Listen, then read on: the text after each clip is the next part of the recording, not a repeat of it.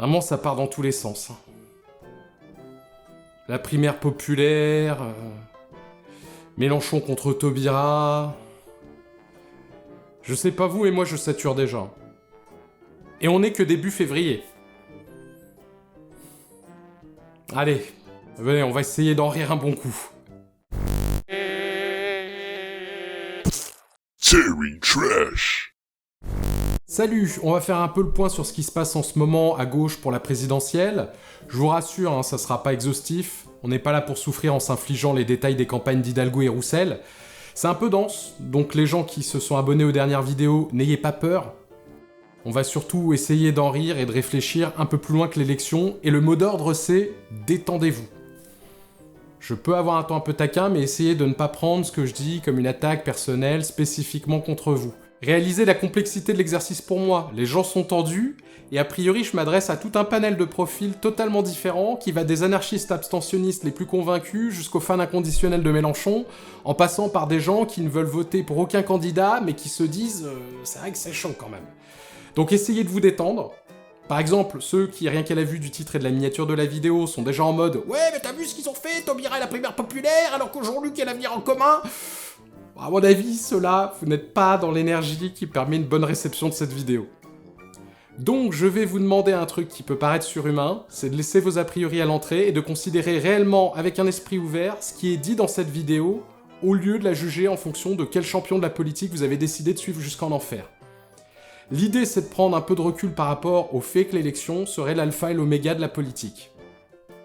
Le delta ou l'omicron, à la limite. Et la gauche électoraliste, vous prenez à mon avis l'élection beaucoup trop à cœur. C'est même à ça qu'on vous reconnaît, hein. Petite anecdote, en 2012, avant le premier tour, j'ai posté sur mon Facebook perso un mème avec ma tête et le texte suivant « Votez Franck Brusset car il est l'enfant de Dragon ».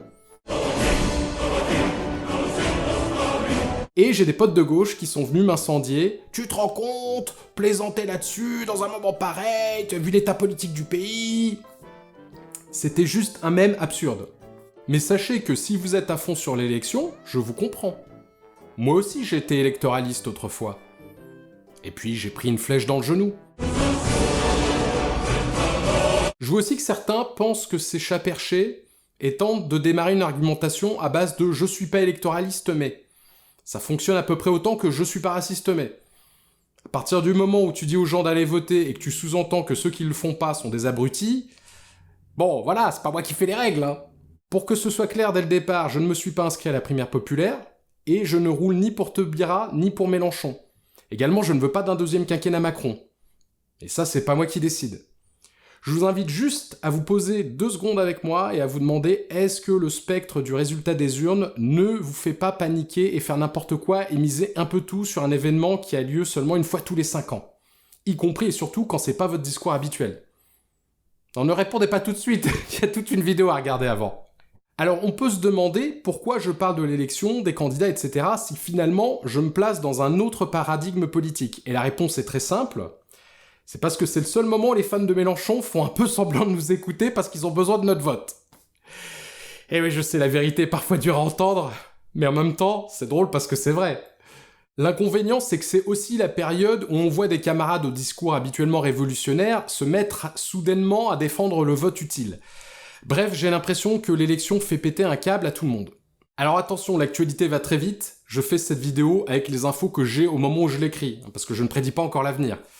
Officiellement, parce que le premier semestre 2021, j'ai quand même dit que Taubira se présenterait, et qu'elle susciterait l'engouement des jeunes avec le slogan « Shinzo Sasageyo ». Bon, déjà la moitié de la prophétie est réalisée. Vous imaginez le jour où dans ces meetings elle rentre sur scène sur cette musique ?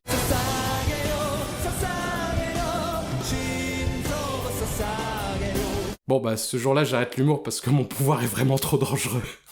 Dans cette vidéo, je vais décrire des comportements, notamment de militants de sympathisants France Insoumise, qu'on pourrait qualifier de pas très glop, et certains seront tentés de dire « Non, mais pas tous les insoumis !» Non, évidemment, pas tous les insoumis, et même pas que des insoumis, mais malgré tout, suffisamment pour créer une atmosphère étouffante.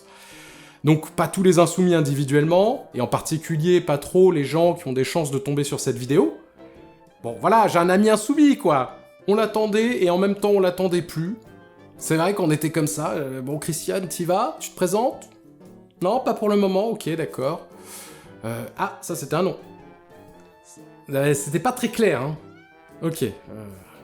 Non, je pense qu'elle va pas se... Oh bah Christiane Bah non, mais on s'est organisé sans toi, là. Donc, samedi 15 janvier 2022, Christiane Taubira a officialisé sa candidature à la présidentielle. Enfin, oui et non, parce qu'elle a dit qu'elle se présentait, mais elle a aussi dit qu'elle reconnaissait les règles et les résultats de la primaire populaire, laquelle désignait son ou sa candidate à l'issue d'un vote seulement au 30 janvier.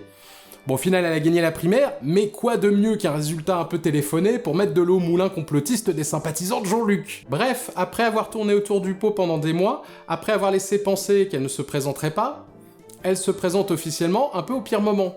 À tel point que je me demande si Christiane Taubira a pas un king pour le fait d'être accusée de faire perdre la présidentielle à la gauche. Elle y a eu droit en 2002 et ses adversaires se sont mis à répéter ce couplet par anticipation dès 2021. J'ai pas envie de faire du king shaming, donc si Christiane Taubira est en mode « Oh oui, accuse-moi d'avoir fait perdre la gauche, j'adore ça !» je respecte. Et je pense qu'elle va kiffer, parce qu'ils sont partis pour tout lui mettre sur le dos, hein. Côté FI, Union Populaire et ses satellites, on a droit depuis des mois à une campagne assez massive de frappes préventives contre Taubira. On a l'impression que pour eux, c'est la pire candidature, hein. Et honnêtement, c'est pesant, parce que le cumul des articles à édito 100% à charge, des moqueries relayées y compris par des cadres de la FI, et des commentaires hargneux sous chacun de ces tweets, personnellement, ça me donne plus une mauvaise image de la candidature de Mélenchon que de celle de Taubira. N'envoyez peut-être pas toutes vos torpilles sur Taubira, réservez-en quelques-unes pour les candidats plus à droite qu'elle. Et gardez en tête que si Mélenchon est au deuxième tour, il aura besoin de rassembler toute la gauche. En plus, j'ai pas trop l'impression que Taubira ait besoin des soutiens de Mélenchon pour couler sa campagne. Et je pense pas non plus que la gauche ait besoin de Taubira pour se planter à la présidentielle. La gauche entre guillemets, hein, enfin entre parenthèses même, hein, voire en note de bas de page à ce niveau. Parce qu'à part Mélenchon et Taubira, la gauche historique s'est apparemment lancée dans le concours de qui sera le plus à droite. Au point où on en est, je serais même pas étonné que Fabien Roussel annonce un rapprochement officiel avec chasse, pêche, nature et tradition. Fabien Roussel, qui ne faisait d'ailleurs pas partie des personnalités présentées au vote d'investiture de la primaire populaire, ce qui est logique, hein, puisque la primaire populaire s'était donné pour but de faire gagner la justice sociale, l'écologie et la démocratie. Soit dit en passant, je ne vois pas trop l'intérêt de faire la course pour être le plus à droite possible, hein, vu le nombre de candidats de droite et d'extrême droite. Voilà, là, niveau droite et extrême droite, tout est globalement couvert en termes d'offres. Et les scores désastreux de la gauche dans les sondages semblent confirmer que c'est une stratégie toute pourrie pour se faire élire. Bref, samedi 15 janvier 2022, alors qu'elle est déjà la cible des réseaux France Insoumise / Union Populaire, qui tentent de décrédibiliser sa candidature dans l'œuf, Christiane Taubira annonce sa candidature avec des propositions présentes dans l'Avenir en commun, le programme de Mélenchon. Excellent troll, j'adore. Parce qu'une des attaques des réseaux insoumis contre Taubira, c'est qu'elle avait pas de programme et des idées trop à droite. Du coup, immédiatement, les insoumis se sont plaints. Maîtresse, Christiane est copie. Mais avant ça, il y avait déjà un problème avec le présupposé de l'argument. C'est qu'on voterait surtout ou uniquement pour un programme, pour des idées. Alors vous pouvez dire que vous votez pour un programme si ça vous amuse, mais jamais un programme n'est devenu président de la République. On n'est pas dans Matrix ou Terminator. Les électeurs élisent un candidat, techniquement en votant pour lui, en réalité plutôt en votant contre tous les autres. Cette rhétorique de tout ramener au programme, je ne sais pas dans quelle mesure c'est une stratégie et dans quelle mesure c'est une croyance, mais au cas où, je rappelle qu'en 2017, le candidat élu avait présenté un programme assez léger et au dernier moment. D'ailleurs, si des insoumis se sont immédiatement plaints que Taubira avait copié le programme de Mélenchon, au lieu de se réjouir que les mêmes idées soient portées par une autre candidate, est-ce que ça veut pas finalement dire que pour eux aussi le candidat compte ? Si le but c'était de faire gagner la gauche et la démocratie en général, les insoumis avaient 5 ans pour construire un vrai mouvement démocratique et désigner collectivement un candidat ou une candidate pour défendre les mêmes valeurs et le même programme, mais avec plus de chances de l'emporter. Depuis quelques mois, les sympathisants de Mélenchon balancent un peu tout et n'importe quoi sur Taubira, y compris des arguments qui pourraient se retourner contre leur propre candidat. Par exemple, le fait qu'elle était dans les gouvernements du quinquennat Hollande, en omettant bien une partie de son bilan, notamment le mariage pour tous, une réforme de la justice en rupture avec le tout carcéral de l'ère Sarkozy, et le fait qu'elle a démissionné en opposition au projet d'extension de la déchéance de nationalité aux binationaux nés français. Parce qu'effectivement, si tu fais un peu objectivement le bilan de son mandat de garde des Sceaux, du coup, le déshonneur par association avec Hollande fonctionne beaucoup moins bien. Son action s'est quand même construite en partie en opposition à Hollande et Valls. Alors je ne prétends pas que toute son action est au-dessus de toute critique, mais c'est quand même un peu plus compliqué que elle était ministre sous Hollande. Les sympathisants FI nous ressortent aussi le fait qu'en 1993, elle a voté la confiance du Premier ministre Édouard Balladur. Alors, d'accord, mais vous êtes sûr que vous voulez aller sur ce terrain ? Parce qu'on n'a pas besoin de remonter à 93 pour trouver des exemples craignos de Jean-Luc qui marquent contre son camp. Janvier 2021, Mélenchon s'est indigné de la suppression du Twitter perso de Trump, lequel venait de servir à encourager un coup d'État en mentant sur le résultat des élections. Bilan 5 morts sans compter les suicides qu'on suivi, et au moins 150 blessés. Et j'ai 2-3 autres trucs en tête qui résonnent avec l'actualité d'une façon qui met pas trop en valeur Jean-Luc. Par exemple, en 2009, à propos de la vaccination contre la grippe A, Mélenchon déclarait « Devant les campagnes de santé publique, on fait d'abord la campagne, on discute après, pas l'inverse. » Elle est chelou l'origine story du héros de la liberté anti-pass sanitaire. On peut aussi reparler de juillet 2011, lorsqu'en tant que député européen, il a voté en faveur d'un texte autorisant le retour des farines animales pour nourrir le poisson. Alors les Meluche Boys and Zoos vont se ruer pour me dire « Il a corrigé son vote, c'est de la diffamation !» Donc je rappelle immédiatement ce que corriger son vote signifie. Il a voté un texte pour le retour des farines animales, le texte a été adopté notamment grâce à sa voix, et ensuite il a fait « Oh là là, mais ce n'était pas du tout ce que je voulais voter. Ah non, moi j'étais contre. Corrigez ça dans le procès-verbal. Mais mettez bien que j'ai voté contre, hein. Bon, techniquement j'ai voté pour, mais voilà, non mais moi, oh non, surtout pas. Non, mettez que j'ai voté contre, même si j'ai voté pour, et voilà, après, les gens qui diront l'inverse, c'est de la diffamation. Plus récemment, Jean-Luc, c'est des propos publics dont il ne veut pas reconnaître le caractère antisémite. On change rien à la tradition, on bouge pas à la créalisation, mon Dieu, quelle horreur. Et tout ça, ce sont des traditions qui sont beaucoup liées au judaïsme. Et une absence de démocratie à l'intérieur de son parti qui mène à un certain nombre de départs, notamment en 2019. Je rappelle aussi qu'en décembre 2019, Mélenchon a été condamné à 3 mois d'emprisonnement avec sursis et à 8 000 € d'amende pour acte d'intimidation contre l'autorité judiciaire, rébellion et provocation lors des perquisitions dans le cadre des enquêtes préliminaires sur ses comptes de campagne de 2017 et sur des emplois fictifs présumés. À ma connaissance, les enquêtes sont encore en cours, donc là-dessus, présomption d'innocence. Mais pour quelqu'un qui se présente à la présidence de la République, perturber volontairement le déroulement d'une enquête qu'il vise, ça craint un peu quand même. Non ? Bon, dites-moi dans les commentaires. Tout ça pour dire que quand on peut sortir de tête sans même avoir besoin de vraiment chercher autant de casseroles récentes sur ton candidat, alors qu'il a même pas été vraiment au pouvoir récemment, à mon avis, l'approche qui consiste à attaquer une candidate en picorant ce qui t'arrange sur 44 ans d'activité politique, ça revient à faire un lance-flamme avec un briquet et un aérosol. Il y a quand même des chances que ça t'explose à la tronche. Autre critique de la mouvance Union Populaire vis-à-vis de Taubira, c'est que ce serait une candidature d'ego et d'ambition personnelle.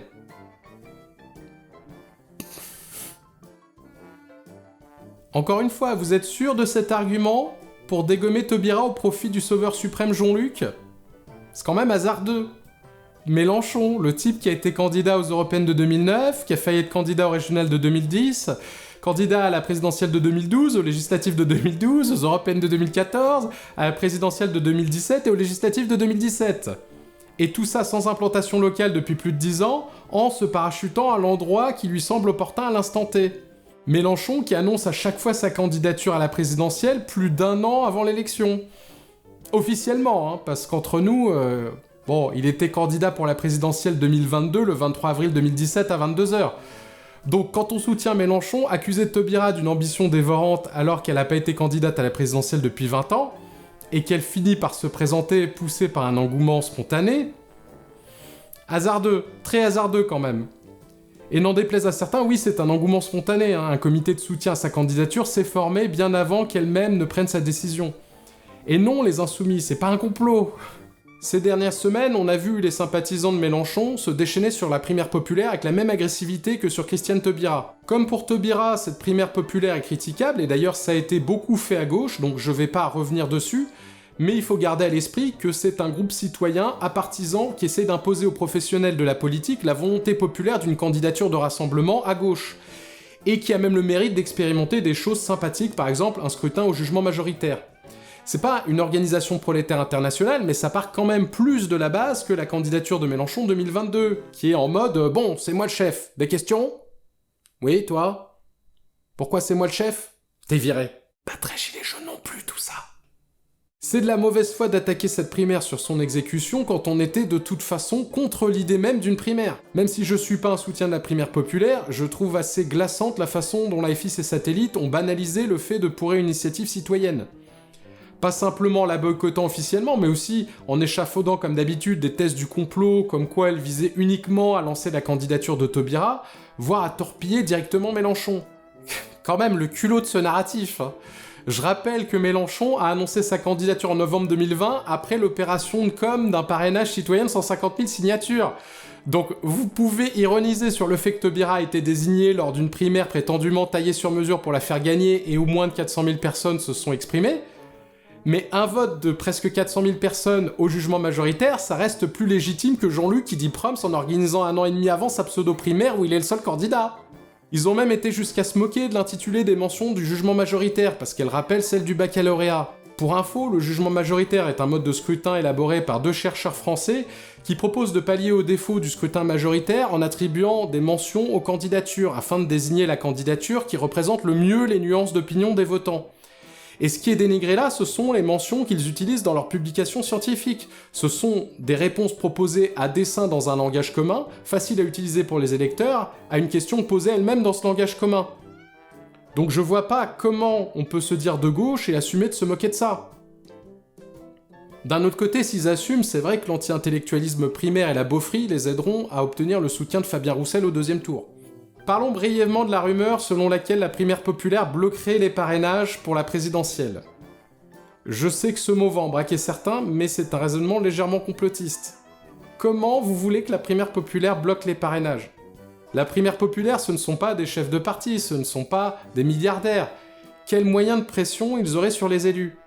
Il y a juste, en octobre 2021, 50 élus, aujourd'hui 200, qui ont fait le serment de n'accorder leur parrainage que lorsque les conditions du rassemblement auront été réunies. Alors évidemment, ça va dans le sens de la primaire populaire, donc celle-ci a soutenu l'initiative, mais s'il y a pression sur les élus dans cette affaire, c'est plutôt les consignes de leur propre parti. Et pour moi, la façon dont les Insoumis crient actuellement au scandale sur cette affaire est symptomatique du fait qu'ils considèrent que les parrainages sont absolument dus à leurs candidats. Mais non, ces élus ne doivent rien à Mélenchon et ils donnent leur parrainage à qui ils veulent. En 2017, il y a même un maire qui a parrainé Lionel Jospin. Si 200 élus sur 42 000 mettent autant Mélenchon en galère pour avoir 500 parrainages, simplement en réservant provisoirement leur soutien, c'est peut-être que son mouvement a échoué à construire quelque chose ces 5-10 dernières années. Mélenchon a posé comme préalable à une discussion avec Taubira l'arrêt immédiat des appels à bloquer les parrainages. Mais oui, Jean-Luc, c'est exactement comme ça que ça se passe dans la vie. D'abord, tu renonces à tout ton pouvoir de négociation, et ensuite tu dis « Bon, j'ai plus aucune bille, allez, soyez sympa, quoi !» T'as jamais voulu entendre parler de cette primaire, mais tu vas commencer à négocier en toute bonne foi si t'as tes parrainages. Tu nous prends vraiment pour des jambons. Pour Taubira, comme pour la primaire populaire, les sympathisants de Mélenchon ont dépensé beaucoup d'énergie pour dézinguer des initiatives qu'ils présentaient comme à moitié mortes dès le départ. Pas très cohérent. Et pendant que les sympathisants de Mélenchon se livrent à cette guérilla avec une extrême mauvaise foi, j'ai pas l'impression que la gauche avance. J'entends à nouveau depuis quelques mois ce petit refrain qui affirme que les abstentionnistes militants seraient des imbéciles parce qu'ils opposeraient élection et organisation des luttes. Mais les comportements des insoumis affiliés leur donnent exactement raison. 5 ans pour s'organiser, toujours pas un semblant de démocratie interne à l'AFI, les militants et les cadres se barrent à cause de ça, l'appareil sert presque exclusivement à faire élire Jean-Luc en dégommant la concurrence, même ses soutiens l'assument d'ailleurs. Et LFI, c'est précisément ça. C'est précisément pas une organisation politique. C'est un truc césariste où c'est Mélenchon qui décide de tout avec ses 3 lèche-bottes. Ah bah super. Et ça marche. Bah non, ça marche pas. On est loin des statuts de la Première Internationale qui affirment que l'émancipation de la classe ouvrière doit être l'œuvre des travailleurs eux-mêmes. On a un autocrate qui décide d'en haut d'être candidat 1 an et demi à l'avance, et puis qu'il aime le suivre. Une initiative citoyenne tente d'organiser une primaire à gauche, il se mobilise pour la torpiller. Donc vraiment, quand dans ce contexte, certains viennent nous prendre de haut en nous expliquant que l'élection ne s'oppose pas à l'organisation du prolétariat, j'aimerais avoir leur audace, hein. Les Insoumis ont beau jeu de dire qu'on vote pour un programme, mais la partie renouveau démocratique du programme, qu'ils appellent 6ème République, quand on voit comment ils se comportent, quand on voit que leur candidat ne soumet pas sa candidature à la délibération de sa propre base, comment peut-on espérer qu'il l'applique une fois élu ? J'entends l'argument sur le vote utile Mélenchon pour faire barrage à la droite et à l'extrême droite, mais encore une fois, ça pourrait très bien se retourner contre Mélenchon. Parce que dans le cas d'un deuxième tour Mélenchon-Le Pen, il faut prendre en compte les lecteurs de 19h59. Taubira a sans doute plus de chances de gagner dans cette configuration. Ou alors, imaginons par exemple que Taubira le devance dans les sondages. Ah oui, mais c'est vrai, j'oubliais, les sondages c'est un complot contre Jean-Luc. Mon but n'est pas de faire gratuitement du Mélenchon bashing, mais de pointer le niveau ras du sol des débats par rapport à Taubira et à la primaire populaire, et de faire prendre conscience à certains qu'ils vont assez loin pour faire élire un champion. C'est à mon avis beaucoup d'énergie dépensée et trop de violence infligée pour juste abattre les concurrents de celui que beaucoup considèrent seulement comme le moins pire. Pendant que certains se pointent par dizaines pour faire du dénigrement sous chacun des tweets de Taubira, ou de quiconque pointe les faiblesses de la France insoumise, pendant qu'ils harcèlent les camarades juifs et juives qui expliquent en quoi ce que Mélenchon a dit est antisémite, pendant qu'ils font tout ça, ils ne construisent rien à gauche. Et je pense que cette forme de militantisme qui a tendance à plus détruire que construire, elle est déjà présente en soi dans la structure verticale et autoritaire du parti, et dans cette obsession pour l'élection, et en particulier la présidentielle. Quand dès le départ le candidat est imposé, on finit forcément à en arriver à cette situation où on cherche à le faire passer en force, en dénigrant les voix dissonantes, en accusant de pureté militante, et en culpabilisant l'électorat potentiel. J'ai du mal à croire qu'on construise un projet plus désirable que la Macronie, en disant « ferme-la aujourd'hui, fais ce qu'on te dit, et demain, tu verras, ça sera carrément mieux ». Pour les inconditionnels de Jean-Luc qui sont arrivés jusqu'à ce moment de la vidéo, bon déjà bravo, hein. N'hésitez pas à vous signaler en commentaire, hein. Si vous êtes suffisamment nombreux, je ferai des stickers « J'aime Jean-Luc et j'ai survécu ». Et ensuite, si vous avez trouvé cette critique de Mélenchon et ses soutiens insupportables, réalisez que c'est même pas 10% de ce que certains balancent sur Taubira, ne serait-ce que sous chacun de ses tweets. Et qu'il me semble que j'ai fait preuve de quand même un peu plus de bonne foi. Ensuite, je vous invite à considérer la règle d'or. Traite les autres comme tu voudrais être traité. Bref, détendez-vous, abonnez-vous, soutenez la chaîne en suivant le lien dans la description, et à mardi 18h. Si vous voulez approfondir sur la question de l'opposition entre organisation des luttes et élections, je vous invite à vous abonner à ma chaîne secondaire où je rediffuserai bientôt un débat qui a eu lieu entre Patchwork et Klitsch Norris sur ma chaîne Twitch. Et c'est pour ça que je vous invite aussi à vous abonner à ma chaîne Twitch pour plus de contenu fascinant. Voilà, tous les liens sont dans la description. À mardi 18h.